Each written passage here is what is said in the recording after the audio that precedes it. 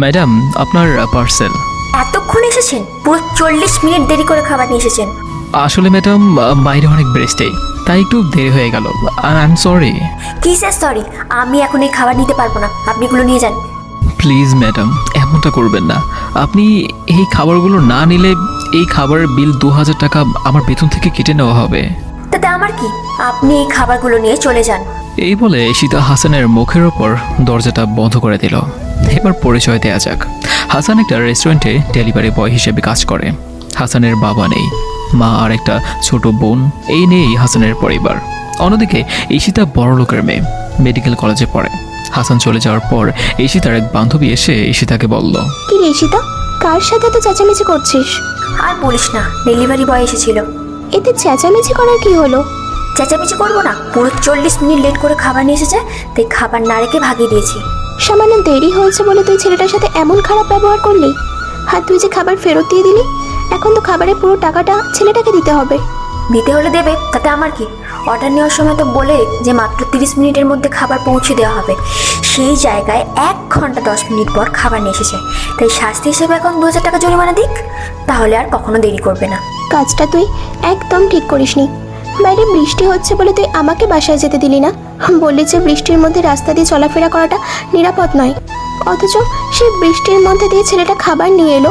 রাস্তায় কত ধরনের বিপদ হতে পারে, এইসব কিছু উপেক্ষা করে ছেলেটা তোর বাড়ি পর্যন্ত খাবার নিয়ে এলো। কিন্তু তুই এইসব কিচ্ছু চিন্তা না করে ছেলেটার সাথে এমন করলি। 2000 টাকা হয়তো তোর কাছে কোনো বড় ব্যাপার না, কিন্তু ওই ছেলেটার জন্য অনেক কিছু। একটা ডেলিভারি বয় কত টাকাই বা বেতন পায়? বান্ধবীর কথা শুনে ঈশিতা মনে মনে বলতে লাগলো, সত্যি তো, ছেলেটার সাথে আমি অনেক বড় অন্যায় করে ফেললাম। কালকে ছেলেটাকে ডেকে সরি বলে দেবো, আর ওর টাকাও দিয়ে দেবো। পরের দিন ঈশিতা আবার কিছু খাবার অর্ডার করলো, কিন্তু আজকে ডেলিভারি দিতে অন্য একজন ছেলে এসেছে।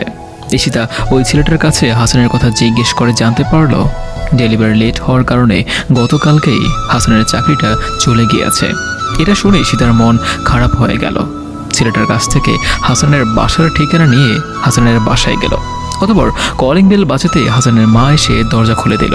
তুমি কে মা? আমার নাম ঈশিতা। এটা কি হাসানের বাসা? হ্যাঁ। আমি হাসানের সাথে দেখা করতে এসেছি। ভিতরে এসো মা।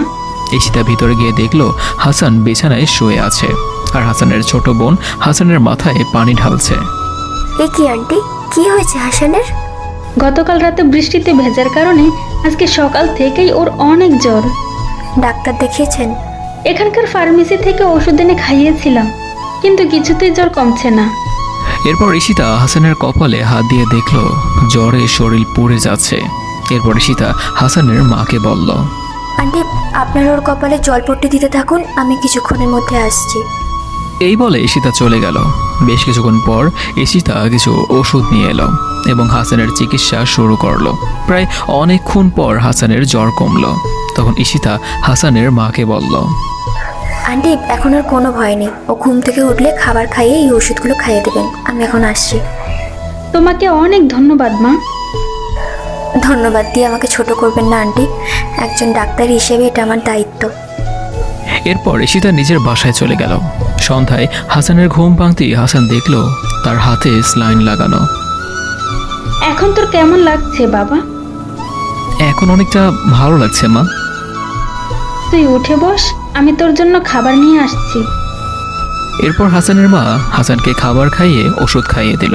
তারপর বলল, আচ্ছা হাসান, ঈশিতার সাথে তোর কতদিনের পরিচয় রে? মায়ের কথা শুনে অবাক হয়ে তার মায়ের দিকে তাকালো আর বলল, ঈশিতা? কোন ঈশিতার কথা বলছো তুমি? কেন? তোর ফ্রেন্ড ডাক্তার ঈশিতা। তোর জ্বর তো কিছুতেই কমছিল না, এরপর হঠাৎ করে ঈশিতা এলো। তোর এমন অবস্থা দেখে মেয়েটা নিজে গিয়ে ওষুধপত্র নিয়ে এসে তোর চিকিৎসা করেছে। কিন্তু মা, আমি তো ঈশিতার নামে কাউকে চিনি না, আর না আমার কোনো ডক্টর ফ্রেন্ড আছে। তাহলে মেয়েটা আমাকে বলল তোর ফ্রেন্ড হয়। হাসান মনে মনে ভাবতে লাগলো, কে এই ঈশিতা? আমি তাকে চিনি না, অথচ সে আমাকে চেনে, আবার আমার বাসায় এসে আমাকে চিকিৎসা করলো। হাসান এসব ভাবছিল, তখন হাসানের মা বলল, বাবা তুই এখন একটু বিশ্রাম নে, আমি রাতের জন্য রান্না করতে গেলাম। হাসান বিছানায় বসে আছে। এমন সময় একটা আননোন নাম্বার থেকে ফোন আসলো।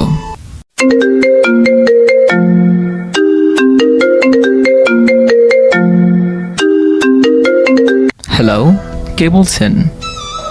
আপনার শরীর এখন কেমন আছে? জি ভালো। আপনি কি ঈশিতা বলছেন? হ্যাঁ, কিন্তু আপনি কি করে বুঝলেন? মা আপনার ব্যাপারে বলেছে। ও, আচ্ছা মিস ঈশিতা, আপনি আমাকে কি করে চিনেন? সেটা আমাদের সামনাসামনি দেখা হলেই বুঝতে পারবেন। আগামীকাল একবার আমার সাথে দেখা করতে পারবেন? জি অবশ্যই। কোথায় আসতে হবে বলুন। এরপর ঈশিতা হাসানকে তার কলেজের ঠিকানা দিল।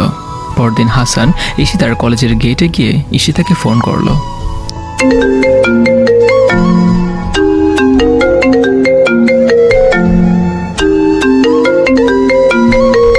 হ্যালো, আমি আপনার কলেজের গেটের সামনে দাঁড়িয়ে আছি, আপনি বাইরে আসুন। একটু অপেক্ষা করুন, আমি আসছি। কিছুক্ষণ পর ঈশিতা হাসানের কাছে এসে বলল। কেমন আছেন হাসান সাহেব? ঈশিতার ডাক শুনে হাসান পেছনে ঘুরতেই দেখল, আরে এটা তো সেই দিনের সেই বেয়াদব মেয়েটা। ও এখানে কি করছে? জি আমি ভালো আছি, কিন্তু আপনি এখানে? আপনি যার সাথে দেখা করতে এসেছেন আমি সেই ঈশিতা। কি? হ্যাঁ, আমি জানি আপনি সেদিনের ঘটনার জন্য আমার উপর রেগে আছেন। এমনকি আমার কারণে আপনার চাকরিটাও চলে গেছে। তাই গতকাল আপনার কাছে ক্ষমা চাইতে আপনাদের বাড়িতে গিয়েছিলাম, কিন্তু আপনাদের বাড়িতে গিয়ে দেখলাম আপনি অসুস্থ। তাই আন্টিকে বলেছিলাম আমি আপনার ফ্রেন্ড হই। ও হাসান সাহেব, সেদিনের ঘটনার জন্য আমি আপনার কাছে ক্ষমা চাইছি। দয়া করে আমাকে ক্ষমা করে দিন। আরে ম্যাডাম, আপনি কেন ক্ষমা চাইছেন? এটা আমার জন্য নতুন কিছু নয়। আমরা যারা ডেলিভারি বয়ের চাকরি করি তাদের সাথে প্রায় সময় এমনটা হয়। আচ্ছা, আমরা কি বন্ধু হতে পারি? বন্ধু? হ্যাঁ, আপনি যদি আমার সাথে বন্ধুত্ব করতে রাজি হন তাহলে আমি বুঝবো আপনি আমাকে ক্ষমা করে দিয়েছেন। ঠিক আছে। তাহলে চলো 2 কাপ কফি দিয়ে আমাদের বন্ধুত্বটাকে সেলিব্রেট করি। আজ নয়, আজকে আমার একটা ইন্টারভিউ আছে, আমাকে এখন সেখানে যেতে হবে। ঠিক আছে। এই বলে হাসান চলে গেল। রাতে ঈশিতা হাসানকে ফোন করলো।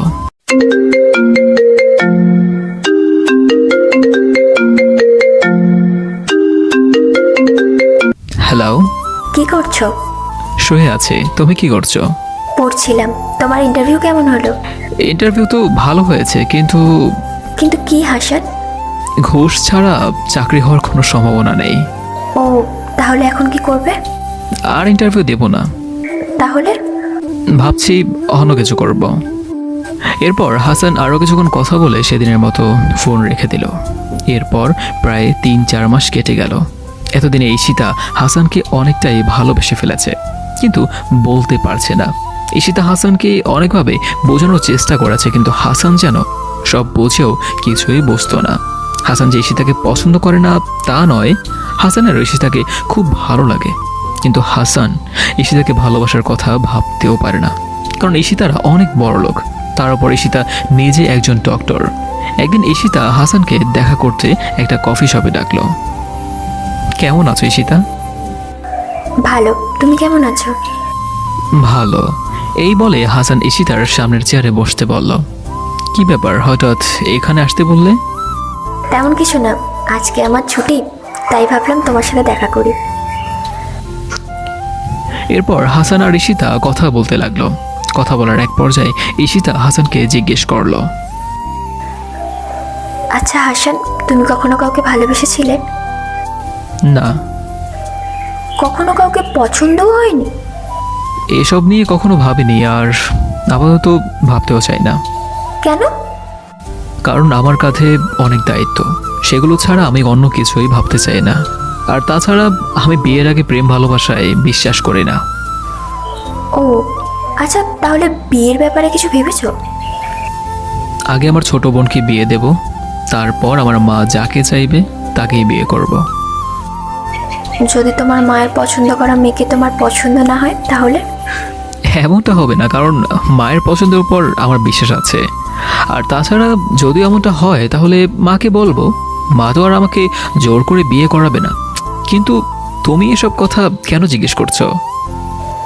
এমনি জিজ্ঞেস করলাম। ঈশিতা বুঝতে পারলো হাসানকে পটিয়ে কোনো লাভ হবে না।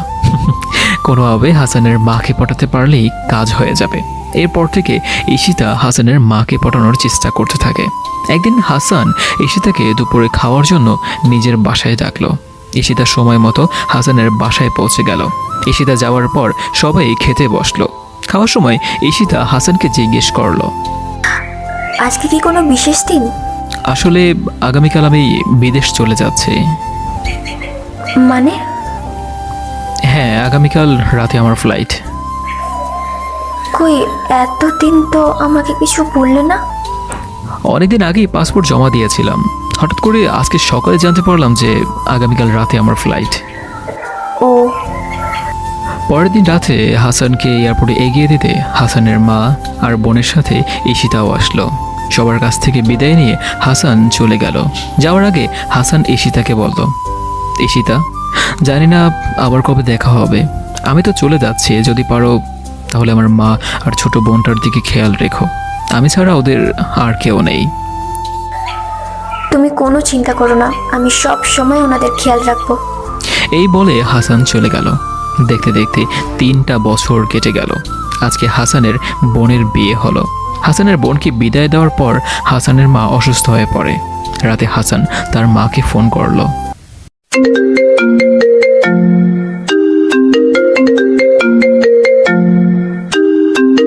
হ্যালো মা, কেমন আছো? মা নয়, আমি ঈশিতা বলছি। ঈশিতা, মা কোথায়? আন্টি ঘুমাচ্ছে। ও, তুমি বাসায় যাওনি? আন্টি অসুস্থ, তাই আর বাসায় যায়নি। মা অসুস্থ?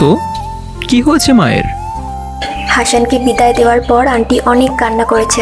একটা সময় কাঁদতে কাঁদতে আন্টি অজ্ঞান হয়ে পড়ে। তবে এখন আর কোনো ভয় নেই। ও, তোমাকে অনেক ধন্যবাদ ঈশিতা। ধন্যবাদের কিছু নেই, আমি তো বলেছি আমি সব সময় আন্টির খেয়াল রাখবো। ঠিক আছে ঈশিতা, তুমিও আর রাত না জেগে ঘুমিয়ে পড়ো। আচ্ছা। এরপর হাসান ফোন রেখে দেয়। পরদিন সকালে হাসান তার মাকে ফোন করলো।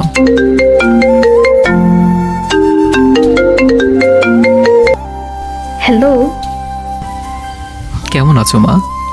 আলহামদুলিল্লাহ বাবা, ভালো আছি। তুই কেমন আছিস? আলহামদুলিল্লাহ। তুমি নাকি গতকাল অসুস্থ হয়ে পড়েছিলে? হ্যাঁ রে বাবা, একটু অসুস্থ হয়ে পড়েছিলাম। কি করব বল, মেয়েটাকে বিদায় দিতে মন মানছিল না। মন খারাপ করো না মা। হাসনা চলে যাওয়ার পর ঘরটা একদম খালি হয়ে গেছে। তাই এখন তাড়াতাড়ি তোকে বিয়ে করিয়ে বউ এনে আবার খালি ঘরটাকে পূরণ করব। মা, তুমি আবার শুরু করেছো? হ্যাঁ, আর এবার তোকে বিয়ে করিয়ে তবেই আমি থামবো। আমি তো তোর জন্য মেয়েও পছন্দ করেছি। তাই নাকি? তা মেয়েটাকে? ঈশিতা। কি? হ্যাঁ ঈশিতা, মেয়েটাকে আমার খুব পছন্দ, তোর সাথে খুব মানাবে। মা, তুমি সব কি বলছো? কোথায় আমরা আর কোথায় ঈশিতা? ওদের সাথে আমাদের যায় না মা। কিন্তু আমার তো মনে হয় ঈশিতাও তোকে পছন্দ করে। এটা তোমার ভুল ধারণা মা। ঈশিতার মতো বড় লোকের মেয়ে আমাকে কেন পছন্দ করবে? এরপর হাসান ফোন রেখে দেয়। অন্যদিকে বিকেলে ঈশিতা হাসানের মায়ের সাথে দেখা করতে আসলো। আসসালামু আলাইকুম আন্টি, কেমন আছেন? আলহামদুলিল্লাহ মা, ভালো আছি। দেখি আন্টি, আপনার হাতটা দিন, আপনার প্রেশারটা চেক করে নিই। ঈশিতা হাসানের মায়ের ব্লাড প্রেশার চেক করছে। এমন সময় হাসানের মা ঈশিতাকে বলল, মা ঈশিতা, তোকে একটা কথা জিজ্ঞেস করার ছিল, তুই আবার কিছু মনে করবি না তো? না না আন্টি, আপনি বলুন, আমি কিছুই মনে করব না। তুই আর হাসান কি শুধুই বন্ধু, নাকি তোদের মধ্যে অন্য কোনো সম্পর্ক আছে? কথাটা শুনে ঈশিতা একটা মুচকি হাসি দিয়ে মাথা নিচু করে ফেলল। ঈশিতাকে লজ্জা পেতে দেখে হাসানের মা বলল, আর লজ্জা পেতে হবে না, আমি আগেই বুঝতে পেরেছিলাম যে তুই আমার হাসানকে পছন্দ করিস। তাহলে এতদিন বলিসনি কেন? ঈশিতার সাথে সাথে হাসানের মাকে জড়িয়ে ধরে কান্না করে দেয়। আরে পাগলি মেয়ে, কাঁদছিস কেন? মা, আমি অনেকবার আপনার ছেলেকে বোঝানোর চেষ্টা করেছি, কিন্তু আপনার ছেলে কিছুই বোঝে না। আমি একটা মেয়ে হয়ে কিভাবে বলতাম? এখন তো আমি জেনেছি, আর কাউকে কিছু বলতে হবে না। এবার তোর বাবা মায়ের সাথে আমি নিজে কথা বলবো। এবার তো কান্না থামা। এরপর হাসানের মা ঈশিতাদের বাড়িতে গিয়ে হাসান আর ঈশিতার বিয়ের কথা বলে। ঈশিতার বাবা মাও আপত্তি করে না। এরপর মোবাইলেই হাসান আর ঈশিতার বিয়েটা হয়ে যায়। রাতে হাসান ঈশিতাকে ফোন করে।